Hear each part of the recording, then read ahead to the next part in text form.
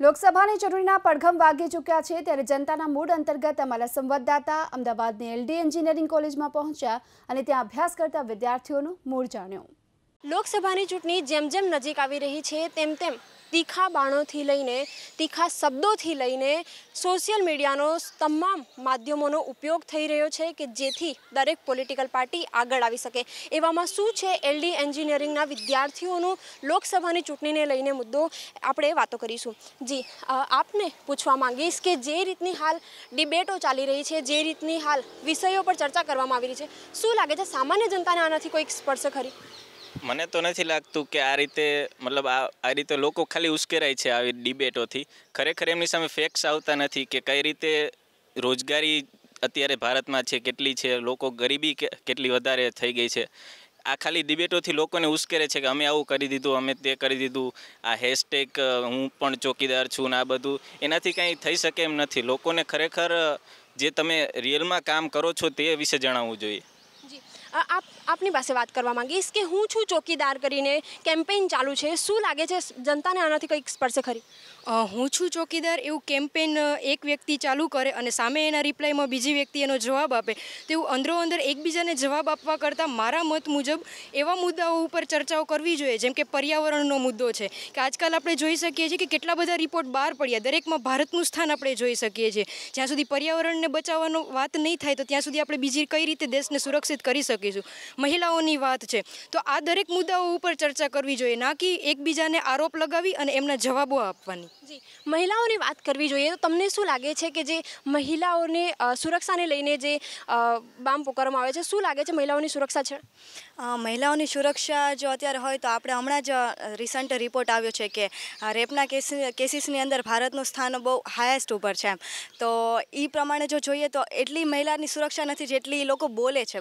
બોલવા પ્રમાણે સુરક્ષાનો દર નીચો મને લાગી રહ્યો છે અને અત્યારે પણ એક મહિલા તરીકે હું ફીલ કરું છું તો રાત્રે પણ ક્યાંય બહાર જવું હોય તો થોડોક આમ ડર તો મનમાં રહેતો જ હોય છે, જેટલી આપણે સુરક્ષા સાથે જઈએ છીએ એવું મને નથી લાગતું। નો ડાઉટ કે 1098 એ લોકોએ કોલ રાખ્યો છે, જે અત્યારે પહેલાંના પ્રમાણ કરતાં અત્યારે ખાસો એનો જે રિસ્પોન્સ જે છે એ સારો મળી રહ્યો છે। સો એ રીતે થોડોક વધારે દર હોવો જોઈએ એવું મારું માનવું છે। મહિલા સશક્તિકરણને બીજેપી સરકાર ખાસો મુદ્દો લાવે છે, તો શું લાગે છે મહિલા સશક્તિકરણમાં કંઈ ફેર પડ્યો? ફેર તો પડ્યો છે પણ લાઈક એટલું બધું નથી। આમ જેવું અમદાવાદ છે, સિટી એરિયા જેટલા બી છે એ સિટી એરિયામાં કેવું લાઈક રાતે નીકળી ના શકાય આપણાથી, અને ગર્લ્સને બી અત્યારે સિટી એરિયામાં બી થોડુંક તો પ્રોબ્લેમ હોય જ અડધી રાતે આમ એ કરવા માટે, આમ એ કરવું હોય તો પછી ટ્રાવેલિંગ કરવામાં બી એવું બધું થતું। આપ પાસેથી જાણવા માંગીશ કે 2019માં કેવી સરકાર આપ ઈચ્છો છો? 2019માં લાઈક પ્રાઇમ મિનિસ્ટરની હું વાત કરું તો એક નીડર હોવો જોઈએ, જે પોતે વધારે કલાકો કામ કરશે તો એને જોઈને એક સામાન્ય નાગરિક પણ કામ કરશે। ગ્રાઉન્ડ ઝીરો પર શું પ્રોબ્લેમ્સ ચાલે છે એને સોલ્વ કરી શકવો જોઈએ। જે લોકો છે, જે ગરીબ લોકો છે, એમને ક્યારેય એવું ના લાગવું જોઈએ કે માણસ અમારો નથી એમ, હંમેશા ઇમોશનલી એમની સાથે કનેક્ટ થાય। કોઈ પણ પડકારો છે તો નીડર થઈને ઝીલી શકવો જોઈએ માણસ, એ રીતના એ હોવો જોઈએ। નીડર તરીકે જીવવો જોઈએ માણસ, તો કેવી સરકાર એટલે વડાપ્રધાન તરીકે આપ કોનો ચહેરો જોવા માગો છો?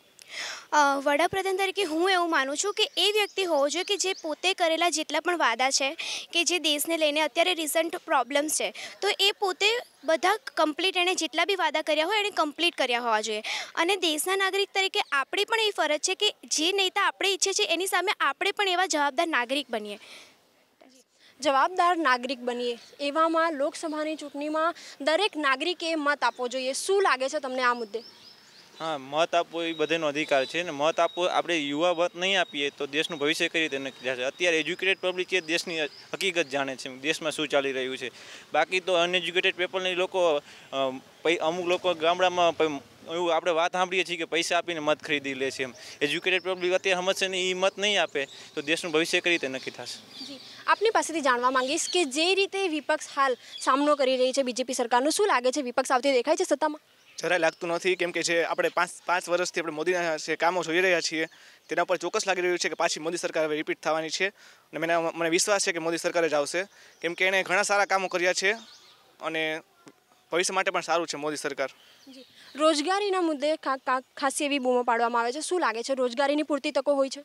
રોજગારી માટે આજકાલ તો ગવર્મેન્ટે ઘણી બધી સ્કીમ બહાર પાડી છે. ઉપરાંત મેગા પ્લેસમેન્ટ, પછી સ્ટાર્ટઅપ માટે કે કોઈ ઇનોવેટિવ માટે ગવર્મેન્ટ આપે છે. આ ઉપરાંત કોઈ તમે શિક્ષિત હોય તો ગવર્મેન્ટ જોબ પણ આવે છે. એના માટે બેંક માટે એનપીએમાં બેંક લોન આપીને પણ એમાં તમને લોન મેળવી શકે છે. ઘણી બધી તકો છે, પણ તમારામાં પૂરતી સ્કિલ ને આવડત હોવી જોઈએ એના માટે, તો તમને રોજગાર મળી શકે છે.